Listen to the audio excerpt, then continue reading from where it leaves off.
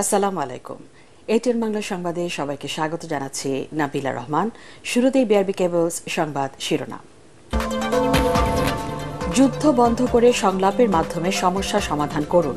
ব্যাংককে ইউএন এসক্যাপের সম্মেলনে বিশ্ব নেতাদের প্রতি প্রধানমন্ত্রীর আহ্বান। বাংলাদেশের মানবাধিকার পরিস্থিতি নিয়ে যুক্তরাষ্ট্রের প্রতিবেদন বাস্তবতা বিবর্জিত ও ভিত্তিহীন বলছে পররাষ্ট্র মন্ত্রণালয়।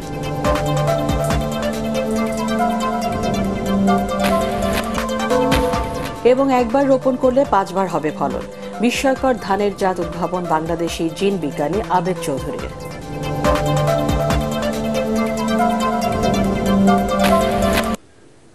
শুনছিলেন বিআরবি কেবলস সংবাদ শিরোনাম। বিশ্বব্যাপী চলমান যুদ্ধ বন্ধ করে আলোচনার মাধ্যমে সমস্যা সমাধান করতে বিশ্ব নেতাদের প্রতি আহ্বান জানিয়েছেন প্রধানমন্ত্রী শেখ হাসিনা। ব্যাংককে ইউএন এসক্যাপের ৮০তম অধিবেশনে যোগ দিয়ে তিনি বলেন, যে কোনো যুদ্ধের বিপক্ষে বাংলাদেশ। রোহিঙ্গা সংকট মোকাবেলায় আসিয়ানভুক্ত দেশগুলোর জোরালো সহযোগিতাও চান প্রধানমন্ত্রী। নিরঞ্জন দেবের ছবিতে ব্যাংকক থেকে আরও জানাচ্ছেন আপেল মাহমুদ।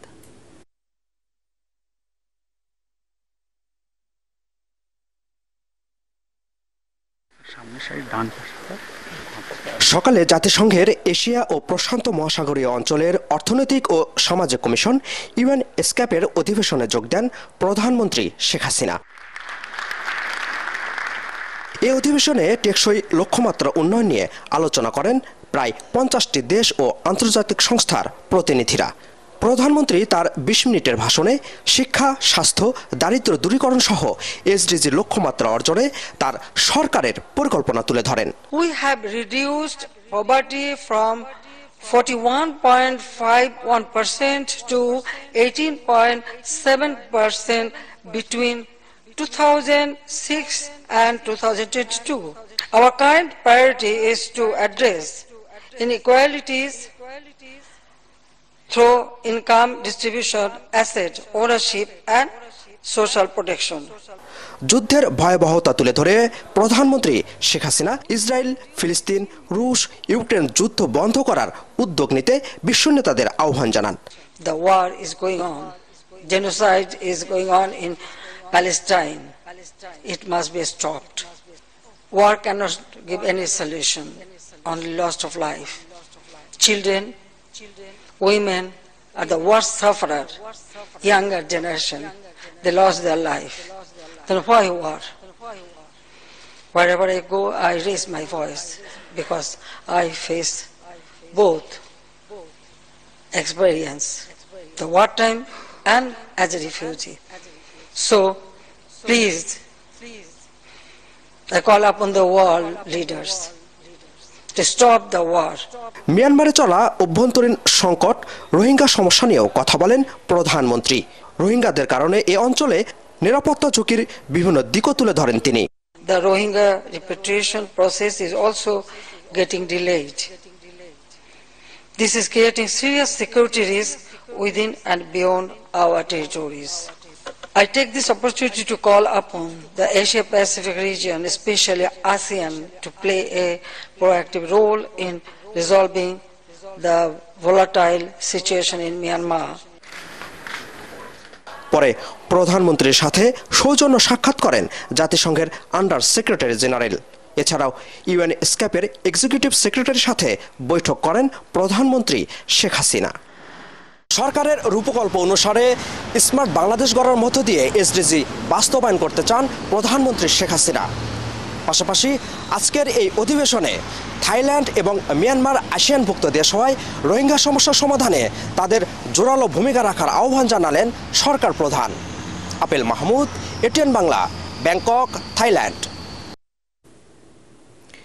তীব্র তাপপ্রবাহের কারণে তৃতীয় দফায় আরও 3 দিনের হিট অ্যালার্ট ঘোষণা করেছে আবহাওয়া অধিদপ্তর। এপ্রিলে তাপমাত্রা কমার সম্ভাবনা নেই। অসহ্য গরমে চরম ভোগান্তিতে পড়া মানুষের জন্য পথে পথে পানীয় দিচ্ছেন স্বেচ্ছাসেবীরা। তারপরও যেন স্বস্তি নেই খরতাপে ফাঁকা নগরীর পথঘাট। আজিজুল হাকিম পলাশের ক্যামেরায় রিপোর্ট করছেন আদ্দিন সজীব। তীব্র তাপে রাজপথ যেন জ্বলছে, গরমে ঝলসে যাচ্ছে নিচের পিচ সড়ক, পুড়ছে মানুষের শরীর, গরমে পশু পাখির অবস্থাও ত্রাহি ত্রাহি। বৃহস্পতিবার দুপুরের আগেই রাজধানীতে তাপমাত্রা ছাড়াই ৩৯ ডিগ্রিতে, কিন্তু মোবাইল অ্যাপসে অনুভূত তাপমাত্রা দেখাচ্ছিল ৪২ ডিগ্রি। দিনের বেলায় বাহিরেই হওয়া যায় না এবং শরীরে অত্যন্ত ঘাম ঝরে এবং যার ফলে শরীর খুব দুর্বল হয়ে যাচ্ছে। কাজের জন্য বাইরে বের হইতে হয়, কিন্তু বাইরে আসলে বের হওয়ার মতো পরিবেশ পরিস্থিতি নাই। আমাদের খুবই দুর্বিষহ জীবন। আগুনের হলকা ছড়ানো এই গরমেও জীবন চালাতে কাজ না করে বসে থাকার উপায় নেই নিম্ন আয়ের মানুষের। চরম কষ্টে পথে নেমেছেন তারা, আয় রোজগার অর্ধেকে নেমে এসেছে তাদের। কষ্টের জন্য তো ইস্কে পাওয়ান কন না বলে তো পোলা পানগুলো তো বাঁচার নাকবি। আগে যদি সারাদিনে যদি 1000 থাকে, এখন 500-600 বেশি থাকতি না। এটা মাথায় দিয়ে আমি যদি বেলা 3-4টা পর্যন্ত গাড়ি চালাই তাহলে আমার শরীর একটু কম হাঁপসাবে। আবহাওয়া অফিস বলছে এই মাসে আর কমবে না তাপমাত্রা, বরং বাড়তে পারে আগামী কয়েকদিনে। এক পাশ দিয়ে বৃষ্টি দিয়ে দেশে বাংলাদেশের বাউন্ডারি পার করে, ওই একটা সিস্টেম হওয়াই আমাদের তাপমাত্রা কমার একটা মুখ্য উপায় হতে পারে। মে মাসে তাপমাত্রা স্বাভাবিক না, স্বাভাবিকের তুলনায় কিছু বেশি থাকতে পারে দিনের তাপমাত্রা। দেশের বিভিন্ন এলাকার মতো বৃষ্টির জন্য আল্লাহর করুণা প্রার্থনা করে রাজধানীর পাড়ায় পাড়ায় হয়েছে বিশেষ প্রার্থনা। পুরান ঢাকার লালবাগে কয়েক হাজার মুসল্লি আদায় করেন ইস্তেসকার নামাজ। মোনাজাতে কান্নায় ভেঙে পড়েন তারা।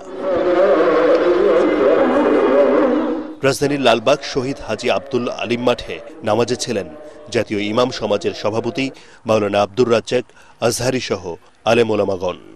পুরো দেশের মতো ঢাকাতেও যেসব এলাকায় গাছগাছালি কিংবা খালবিল রয়েছে, সেসব স্থানের তাপমাত্রা অন্য স্থানগুলোর তুলনায় কিছুটা ভালো। তাই পরিবেশবিদরা বলছেন, পরিণত গাছ কেটে ছোট গাছ কিংবা সৌন্দর্য বর্ধন করে এমন গাছ লাগানোর পক্ষে তারা নয়, উল্টো গাছগাছালি এবং খালবিল যেগুলো রয়েছে সেগুলো রক্ষণাবেক্ষণ করাটা এই মুহূর্তে বেশি জরুরি। তাহলেই আগামীর বাংলাদেশ কিছুটা স্বস্তি পেতে পারে। আব্দিন সজীব, এটিএন বাংলা, ঢাকা। উপজেলা নির্বাচন ব্যর্থ হলে গণতান্ত্রিক ব্যবস্থা ক্ষুণ্ণ হতে পারে বলে মন্তব্য করেছেন প্রধান নির্বাচন কমিশনার কাজী হাবিবুল আওয়াল। এ উপলক্ষে মাঠ প্রশাসনের সাথে আইন শৃঙ্খলা বিষয়ক সভায় এমন মন্তব্য করেন সিইসি। পরে ইসি সচিব জাহাঙ্গীর আলম জানান, মাঠ প্রশাসনকে নিরপেক্ষভাবে দায়িত্ব পালনের নির্দেশ দিয়েছেন কমিশন। বিস্তারিত ইকরামুল হক সায়েমের রিপোর্টে। সারা দেশে কয়েক দফায় অনুষ্ঠিত হতে যাওয়া উপজেলা নির্বাচন উপলক্ষে আইন শৃঙ্খলা বিষয়ক সভা করে নির্বাচন কমিশন।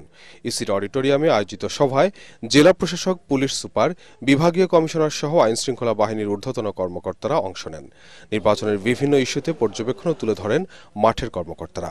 এ সময় নির্বাচনে যে কোনো ধরনের সহিংসতা ঠেকাতে সবাইকে সজাগ থাকার আহ্বান জানান সিইসি। যে কোনো মূল্যে নির্বাচনটা নির্বাচন, এই জিনিসটা আমাদের বুঝতে হবে। যদি এক্ষেত্রে আমরা ব্যর্থ হই তাহলে আমাদের যে গণতন্ত্রের যে অগ্রযাত্রা, যেটা দৃষ্টান্ত আপনারা প্রতিষ্ঠিত করেছেন, সেটাও ক্ষুণ্ণ হয়ে যেতে পারে। যে আমরা আশা করব আগামীতে আমাদের প্রত্যেকটা নির্বাচন সুন্দর সুস্থ হবে। আমরা যেন এই জিনিসটাকে প্রতিষ্ঠিত করতে পারি যে বাংলাদেশে গণতন্ত্র আছে, আমাদের নির্বাচনের মতোই হয়ে থাকে, ভোটাররা ভোটাধিকার প্রয়োগ করতে পারেন। পরে বৈঠক শেষে ইসি সচিব জাহাঙ্গীর আলম জানান, আচরণবিধি লঙ্ঘন ঠেকাতে মাঠ প্রশাসনকে কঠোর হওয়ার নির্দেশনা দিয়েছে কমিশন। সুষ্ঠু নির্বাচনের ক্ষেত্রে মাঠ প্রশাসনে কর্মরত উপজেলা প্রশাসন, জেলা প্রশাসন, পুলিশ বাহিনী, আনসার বাহিনী, বিজিবি সহ নির্বাচন কমিশনের সাথে যাতে একটি সমন্বয় হয় এবং সমন্বয়ের মাধ্যমে কোথাও যদি কোনো ঘাটতি থাকে সেটাকে যাতে পরিপূর্ণ করে একটি সুষ্ঠু সুন্দর নির্বাচন উপহার দেওয়া যায়। আগামী 8 মে প্রথম দফায় 1.5 শতাধিক উপজেলায় ভোট হবে। 4 দফায় শেষ হবে সারা দেশের প্রায় সব উপজেলা পরিষদে নির্বাচন। নির্বাচন কর্মকর্তাদের সমন্বয়। ইকরামুল হক সায়েম, এটিএন বাংলা, ঢাকা। বাংলাদেশের মানবাধিকার প্রসঙ্গে যুক্তরাষ্ট্রের দেয়া প্রতিবেদন বাস্তবতা বিবর্জিত ও ভিত্তিহীন বলছে পররাষ্ট্র মন্ত্রণালয়। ব্রিফিংয়ে মন্ত্রণালয়ের মুখপাত্র সেহেলি সাব্বিন জানান, প্রতিবেদনটি দেশি বিদেশি বিভিন্ন বেসরকারি সংস্থার মিথ্যা অভিযোগের ভিত্তিতে তৈরি করা। তিনি আরও বলেন, হরণ নয় বরং মানবাধিকার সুসংহত করতে সচেষ্ট সরকার। আরও জানাচ্ছেন ইমদাদুল্লাহ বাবু। বিদায়ী বছর দেশের মানবাধিকার পরিস্থিতির উন্নয়ন ঘটেনি দাবি করে মঙ্গলবার প্রতিবেদন প্রকাশ করে যুক্তরাষ্ট্রের পররাষ্ট্র দপ্তর। এতে বিচার বহির্ভূত হত্যা, গুম ও নির্যাতন সহ মানবাধিকার লঙ্ঘনের নানা ঘটনা ঘটেছে বলে উল্লেখ করা হয়। এসব ঘটনার সাথে জড়িত কর্মকর্তা ও নিরাপত্তা বাহিনীর সদস্যদের শাস্তি না দিয়ে দায় মুক্তি দেওয়ার অসংখ্য খবর যুক্তরাষ্ট্রের কাছে রয়েছে বলেও রিপোর্টে দাবি করা হয়েছে। বৃহস্পতিবার এই প্রতিবেদনের আনুষ্ঠানিক প্রতিক্রিয়া জানায় পররাষ্ট্র মন্ত্রণালয়। মন্ত্রণালয়ের মুখপাত্র উল্টো অভিযোগ করে বলেন, পৃথিবীর কোথাও মানবাধিকার পরিস্থিতি যথাযথ নয়।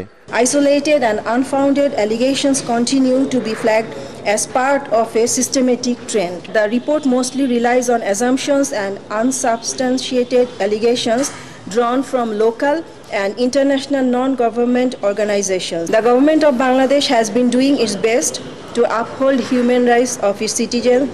জাতীয় নির্বাচন, শ্রমিক আন্দোলন কিংবা রাজনৈতিক কর্মসূচিতে নিরাপত্তা বাহিনী আইন মেনে জনগণের জানমালের নিরাপত্তায় কাজ করে বলে জানান তিনি। Law enforcement agencies of Bangladesh exercises utmost restraints and dealt any law and order situation with full professionalism. উন্নতি ও সরকারের অর্জন স্বীকার করা হয়নি ওই প্রতিবেদনে। International non-government organizations. ইমদাদুল্লাহ বাবু, ATN বাংলা, ঢাকা।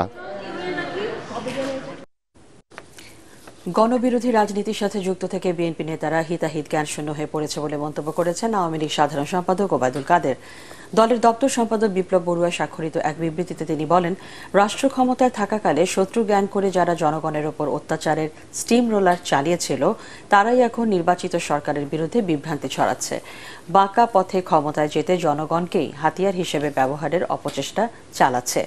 গণমাধ্যমে প্রকাশিত বিএনপি মহাসচিব মির্জা ফখরুল ইসলাম আলমগীরের বিবৃতির নিন্দা ও প্রতিবাদ জানিয়ে ওবায়দুল কাদের এসব কথা বলেন। আওয়ামী লীগ জনকল্যাণে রাজনীতি করে, অন্যদিকে বিএনপি রাজনীতির নামে সন্ত্রাস ও উগ্র জঙ্গিবাদকে পৃষ্ঠপোষকতা দেয় বলেও অভিযোগ করেন তিনি। বঙ্গবন্ধু কন্যা শেখ হাসিনা বিচারের সংস্কৃতি প্রতিষ্ঠায় সংগ্রাম করছেন জানিয়ে লিখিত বিবৃতিতে ওবায়দুল কাদের আরও বলেন, কারো রাজনৈতিক বক্তব্যের আড়ালে সন্ত্রাসীদের রক্ষার অপকৌশল সফল হবে না।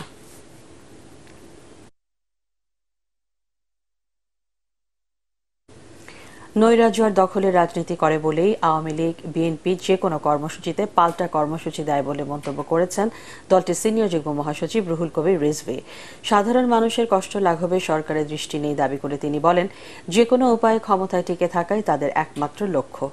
দলের নয়াপল্টন কেন্দ্রীয় কার্যালয়ের সামনে কর্মজীবী দরিদ্র মানুষের মাঝে বিশুদ্ধ পানি ও স্যালাইন বিতরণ কর্মসূচির উদ্বোধন করে এসব কথা বলেন রুহুল কবির রিজভী।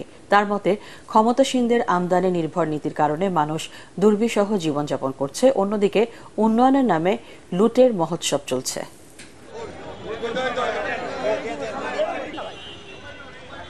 জিয়াউর রহমানের সময় থেকে ধীরে ধীরে রেশন বন্ধ হয়ে গেছে, আমাদের ফলন বেড়েছে, আমাদের উৎপাদন বেড়েছে, আমরা বিদেশে চাল রপ্তানি করেছি। ওই দেশ আজকে আদা কিনতে হয়, আজকে রসুন কিনতে হয়, আজকে পেঁয়াজ আনতে হয়। এটা হচ্ছে শেখ হাসিনার গণবিরোধী নীতি। তার কারণেই আজকে মানুষ ভুগছে অনাহারে, অর্ধাহারে। আজকে সন্তান বিক্রি করে তার পেট ভরাতে হচ্ছে গরিব মানুষ। একবার রোপণের পর 5 বার ফলন দেয়া ধানের জাত পঞ্চগৃহে উদ্ভাবন করেছেন বাংলাদেশি জিন বিজ্ঞানী ডক্টর আবেদ চৌধুরী। নয়া জাতের এই বোরো ধান কেবল খাদ্য নিরাপত্তা নিশ্চিতই নয়, ক্ষতিকর কার্বনের মাত্রা কমাতে ভূমিকা রাখবে বলেও দাবি করেছেন এর উদ্ভাবক। ধানের এই জাত জনপ্রিয় করতে বিভিন্ন মহলকে এগিয়ে আসা তাগিদ দিয়েছেন ডক্টর আবেদ। ফার্স্ট ডে রাব্বির রিপোর্ট। মৌলভীবাজারের কুলাউড়ায় দিগন্তজোড়া ফসলি মাঠের একাংশে নতুন সম্ভাবনার আলো জ্বেলেছে 5 ফসলি বোরো ধান। দীর্ঘ 10 বছরের গবেষণার পর 2022 সালের জানুয়ারিতে রোপণ করা এই ধান গাছ 110 দিনে প্রায় 1 মিটার লম্বা হয়, ফসল আসে। মে মাসে সে ফসল কেটে নেওয়ার পর ন্যূনতম পরিচর্যা আর সারেই 45 দিন অন্তর অন্তর আরও 4 বার ফসল দেয় এই ধান। প্রথমবার হেক্টর প্রতি ধান উৎপাদন হয় 4 টন, এরপর কখনো 2 টন, কখনো 3 টন ফসল দেয় ডক্টর আবেদ চৌধুরী উদ্ভাবিত ধান পঞ্চব্রীহি। আমরা রেজাল্টটা দেখতে পাচ্ছি, তো মোটামুটি এইটাতে প্রতি হেক্টরের হিসাবে 25 টন হতে পারে। এটা যে ইল্ড পটেনশিয়াল আমরা যেটা বলি সেটা রয়েছে। এখন এক এক মাঠে এক এক রকম হবে, বিভিন্ন জায়গায় বিভিন্ন রকম হবে। এটা আমাদেরকে গবেষণার মাধ্যমে প্রতিষ্ঠিত করতে হবে যে কোন জায়গায় কোন পরিবেশে কত হচ্ছে। এই বিজ্ঞানী জানান তার এই আবিষ্কার সাড়া ফেলেছে বিশ্বের অনেক দেশে। এই ধান বছরের যে কোনো সময় আবাদ করা যায়। পঞ্চব্রীহি চাষে সঙ্গত কারণেই কৃষকের খরচ কম হবে। কেবল তাই নয়, পরিবেশ রক্ষায়ও পঞ্চব্রীহি অবদান রাখবে বলে দাবি করেন ডক্টর আবেদ। ক্লাইমেট মিটিগেশন এই কারণে যে এই ভ্যারাইটিগুলো যে 5 বার ফসল দিচ্ছে, এটা নিচে রুট অনেক বেড়ে যাচ্ছে, শিকড়, এবং শিকড় বেড়ে যাওয়ার মানে হচ্ছে এটা অনেক কার্বন সেকুয়েস্ট্রেশন করছে।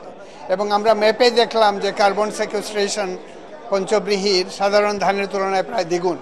তো মাটিতে যখন কার্বন যাচ্ছে, এটা তো কার্বন ডাইঅক্সাইডকে অ্যাটমসফিয়ার থেকে মাটিতে নিয়ে যাচ্ছে। এই কারণে এটা একটা ক্লাইমেট মিটিগেশন টেকনোলজি। বুধবার ঢাকা বিশ্ববিদ্যালয়ের সেন্টার ফর অ্যাডভান্স রিসার্চের উদ্যোগে আয়োজিত সেমিনারে নয়া এই আবিষ্কার নিয়ে আশাবাদ জানান বিজ্ঞানী ও শিক্ষাবিদরা। আমরা আরো কিভাবে আমরা আমাদের সারা দেশে ছড়িয়ে দিতে পারি। এর আগে ডায়াবেটিস ও ক্যান্সার প্রতিরোধক লাল চাল ও রঙিন ভুট্টা উদ্ভাবন করেছেন জিন গবেষক ডক্টর আবেদ চৌধুরী। ফজল রাব্বি, এটিএন বাংলা, ঢাকা। আয়কর রিটার্ন দাখিলে প্রমাণ যাচাইয়ে রাজধানীর বিভিন্ন ব্যবসা প্রতিষ্ঠান পরিদর্শন করছে জাতীয় রাজস্ব বোর্ড। করের মাধ্যমে রাজস্ব আদায় বাড়াতেই এমন উদ্যোগ বলে জানিয়েছেন কর অঞ্চল 3-এর কর্মকর্তারা। এই বিষয়ে করদাতা ও ব্যবসায়ীদের সচেতনতা বাড়াতে লিফলেট বিতরণ করা হচ্ছে বলেও জানান কর্মকর্তারা। আরও জানাচ্ছেন মুশফিকুর রহমান। আয়কর আইন 2023 অনুযায়ী ব্যবসা ও পেশাগত আয়ের করদাতাদের রিটার্ন দাখিলের প্রমাণ দৃশ্যমান স্থানে প্রদর্শনের নিয়ম রয়েছে, যা অমান্য করলে ন্যূনতম 5,000 ও সর্বোচ্চ 20,000 টাকা পর্যন্ত জরিমানা হতে পারে। জাতীয় রাজস্ব বোর্ডের কর অঞ্চল 3-এর আওতায় রাজধানীর মিরপুর শপিং সেন্টার ও মিরপুর বেনারসি পল্লীতে পিএসআর যাচাই করা হয়েছে। কর কর্মকর্তারা জানান, নতুন আইন অনুযায়ী টিআইএন এর পাশাপাশি রিটার্ন ফর্ম ব্যবসা প্রতিষ্ঠানে প্রদর্শন করতে হবে। তারা যে রিটার্ন দাখিল করে তার প্রুফ তারা ঝুলিয়ে রাখে কিনা এটা দেখার জন্য আমরা এসেছি। পিএসআরটা basically proof of submission of return, যেটা তারা বোঝাচ্ছে যে 3 রকমের পিএসআর হতে পারে। একটা হচ্ছে যে করদাতা রিটার্ন দাখিল করলেন, সেই রিটার্নের অ্যাকনোলেজমেন্ট কপি। আর যদি তিনি ইলেকট্রনিক্যালি মানে ই রিটার্ন সাবমিট করে থাকেন, তাহলে ই রিটার্ন যে ইলেকট্রনিক্যালি জেনারেটেড সার্টিফিকেট হয়, সেই সার্টিফিকেট, অথবা যদি উপকর কমিশনার একটা স্বাক্ষরিত সার্টিফিকেট দান করেন, তাহলে সেই সার্টিফিকেটটা, এই 3টার যে কোনো একটা টানিয়ে রাখতে হবে। নিয়মিত আয়কর রিটার্ন পরিদর্শনে ব্যবসায়ীরা আরো সচেতন হবে বলে জানান দোকান মালিক সমিতির নেতারা। কর দিতে পারলে দেশের উপকার হবে, সেটা আমাদেরকে দিতে হবে। আমরা ব্যবসা করলেই দিতে হবে, আমরা আয় করলেই দিতে হবে, এবং সেইটা আমরা আমাদের ব্যবসায়ীদেরকে বুঝাতে পারছি। আমরাও চাই ট্যাক্স ফাইল আরো বাড়ুক, সরকার লাভবান হোক, দেশের উন্নয়ন হোক। আর দেশের উন্নয়ন করতে গেলে ট্যাক্স ভ্যাট এগুলো আমাদের দিতে হবে। এনবিআর জানিয়েছে, করদাতাদের সংখ্যা বাড়াতে তাদের এই কার্যক্রম অব্যাহত থাকবে। মুশফিকুর রহমান, এটিএন বাংলা, ঢাকা। আগামী জুলাইয়ে G20 সম্মেলনের আগেই ব্রাজিল সফর করবেন প্রধানমন্ত্রী শেখ হাসিনা। সফরে খেলা, নিরাপত্তা, কারিগরি সহযোগিতা বিষয়ে সমঝোতা স্মারক সই হতে পারে বলে জানিয়েছেন ব্রাজিলের রাষ্ট্রদূত পাওলো ফার্নান্দো ফেরেস। কূটনীতিক বিষয়ক সাংবাদিকদের সংগঠন ডিক্যাবের আলোচনা অনুষ্ঠানে অংশ নিয়ে এসব তথ্য জানান তিনি। এছাড়াও আলোচনা হবে ভিসা ইস্যুতেও। ঢাকাতে ব্রাজিলের ভিসা সেন্টার চালুর পরিকল্পনা আছে বলেও জানিয়েছেন রাষ্ট্রদূত। তিনি জানান, অনুমতি পেলে ঈদের আগেই ব্রাজিল থেকে গরু আমদানি সম্ভব। বাংলাদেশে এখনও কোনো বিনিয়োগকারী না থাকলেও শীঘ্রই ব্রাজিলের বিনিয়োগের সম্ভাবনা আছে বলেও জানান রাষ্ট্রদূত। The Prime Minister will probably be going to Brazil in July 24th. A bilateral visit, it's connected to the G20, but it will be her alone. That's a possibility because the Brazilian producers can export, like cattle like that. I think I don't know where they are sending it, but they do it, so it's possible. তিতাসে দুর্নীতি ও অপচয় বন্ধের প্রয়োজনে প্রতিষ্ঠানটিকে ঢেলে সাজানোর কথা জানিয়েছেন বিদ্যুৎ ও জ্বালানি প্রতিমন্ত্রী নসরুল হামিদ। রাজধানীর কারওয়ান বাজারে তিতাস গ্যাস কার্যালয় পরিদর্শন করতে এসে তিনি একথা বলেন। এই সময় প্রতিমন্ত্রী বলেন, তিতাসের গ্যাস সিস্টেম লস 22% থেকে 7% নামিয়ে আনা হয়েছে। লক্ষ্যশূন্যের কোটায় নামিয়ে আনা। অবৈধ লাইন ব্যবহারকারীরা যত ক্ষমতাবান হোক না কেন, আইনের আওতায় আনার কথা বলেন তিনি। প্রয়োজনে তিতাসকে বিকেন্দ্রীকরণ করা হবে বলে জানান বিদ্যুৎ ও জ্বালানি প্রতিমন্ত্রী। প্রায় বিচ্ছিন্নকৃত সংখ্যা হইল 8,65,070টি গ্রাহক। আমরা ফাইন করেছি প্রায় 604 কোটি টাকা। এখানে অনেক বাধা হয়েছিল, ঘেরাও করা হয়েছে, তিতাসের লোকদেরকে মারধর করছে, বেঁধে রাখছে, মাথা ফাটায় দিছে, কোনো কিছুই আমাদের কাছে বড় কেউ না। সবাই মিলে একটি বাসযোগ্য পৃথিবী গড়ার অঙ্গীকারের মধ্য দিয়ে শেষ হল জাতিসংঘ অভিযোজন সম্মেলন ন্যাপ এক্সপো 2024। সমাপনী অনুষ্ঠানে বাংলাদেশের বন, পরিবেশ ও জলবায়ু সচিব ডক্টর ফারহিনা আহমেদ বলেন, সব দেশের সচেতন অংশগ্রহণ জলবায়ু পরিবর্তনের প্রভাব মোকাবেলায় সবচেয়ে গুরুত্বপূর্ণ। রাজধানীর বঙ্গবন্ধু আন্তর্জাতিক সম্মেলন কেন্দ্রে অনুষ্ঠিত এবারের এক্সপোতে 104টি দেশের প্রতিনিধিরা অংশ নেন। এছাড়া 53টি দেশ তাদের জাতীয় অভিযোজন পরিকল্পনার বিস্তারিত তুলে ধরে। এবারের সম্মেলনকে সফল বলে মন্তব্য করেছেন জাতিসংঘের জলবায়ু পরিবর্তন ফ্রেমওয়ার্ক সংস্থার সচিব পল দেশনায়কার, এলইজির ভাইস চেয়ারম্যান আদা সোয়ারেস বারবোসা।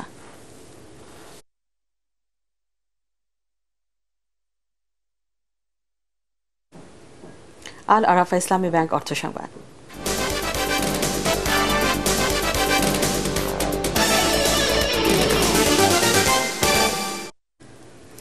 শুভেচ্ছা বিনিময়, আলোচনা, সাংস্কৃতিক অনুষ্ঠান সহ বিভিন্ন আনন্দ আয়োজনে উদযাপিত হল উত্তরার Ahsania mission cancer and general হাসপাতালের 10ম প্রতিষ্ঠা বার্ষিকী। এ উপলক্ষে আয়োজিত অনুষ্ঠানে প্যানেল ডিসকাশন, আহসানিয়া মিশন হাসপাতাল সৃষ্টির পটভূমি, ক্যান্সার হাসপাতালের প্রয়োজনীয়তা সহ জাতীয় ও আন্তর্জাতিক নানা বিষয়ে আলোচনা করা হয়। অনুষ্ঠানে অন্যান্যের মধ্যে উপস্থিত ছিলেন হাসপাতালের সিনিয়র কনসালট্যান্ট, উপদেষ্টা ও বরেণ্য ক্যান্সার চিকিৎসক অধ্যাপক ডাক্তার এএমএম শরীফুল আলম, ঢাকা 18 আসনের সংসদ সদস্য খসরু চৌধুরী, ডিবির অতিরিক্ত কমিশনার হারুনুর রশিদ। এ সময় হাসপাতালের প্রাক্তন 4 ব্যবস্থাপনা পরিচালককে আজীবন সম্মাননা দেওয়া হয়।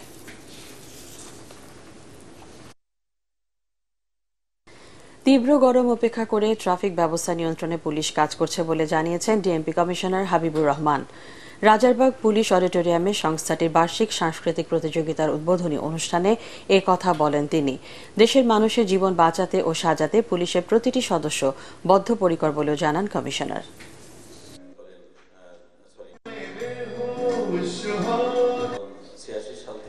1 ঘন্টা বলতে চাই না, যদি 1 মিনিট ঢাকা শহরে ট্রাফিক পুলিশ কাজ বন্ধ করে বসে থাকে তাহলে তার অবস্থাটা কি হবে একবার আপনারা চিন্তা করে দেখেন। এই গরমের জন্য কেন, আরো যদি কোনো দুর্যোগ দুর্বিপাক আসে, পুলিশ বসে থাকতে পারে না। পুলিশ জীবন বাঁচাতে এবং জীবন সাজাতে সব ক্ষেত্রেই পুলিশের সতর্ক অবস্থান। পার্টেক্স খেলার খবর।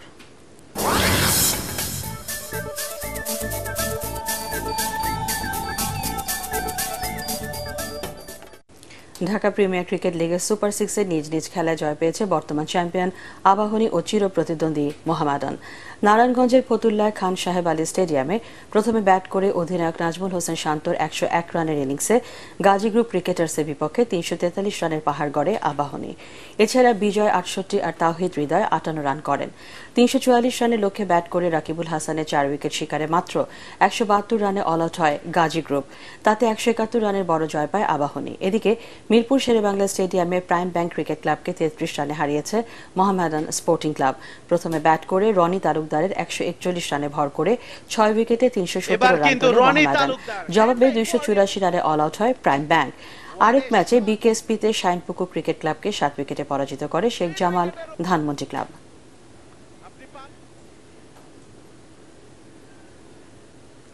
শেষ করার আগে বিআরবি কেবলস সংবাদ শিরোনাম জানিয়ে দিচ্ছি আরেকবার।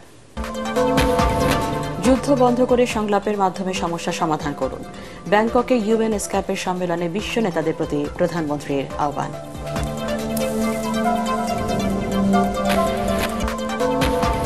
বাংলাদেশের মানবাধিকার পরিস্থিতি নিয়ে যুক্তরাষ্ট্রের প্রতিবেদন বাস্তবতা বিবর্জিত ও ভিত্তিহীন বলছে পররাষ্ট্র মন্ত্রণালয়।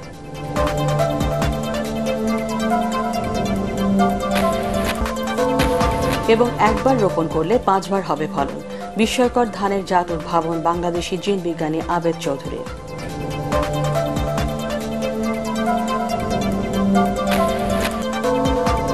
পরবর্তী সংবাদ দেখার আমন্ত্রণ জানিয়ে এখনকার মতো শেষ করছি।